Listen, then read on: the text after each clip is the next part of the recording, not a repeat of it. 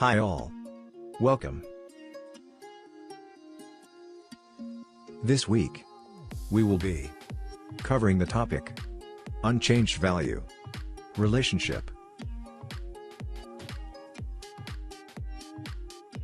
An unchanged value relationship occurs when the current pivot range is virtually unchanged from the prior day's range.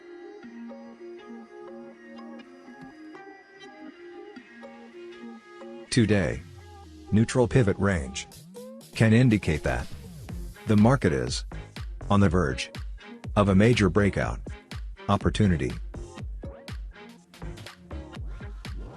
This outcome is typically driven by the opening print of the current session.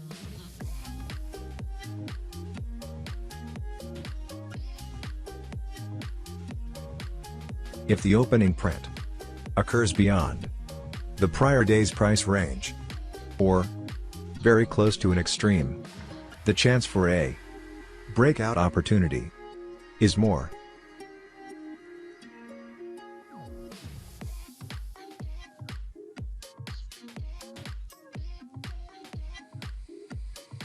Example for this relationship is extremely hard to find.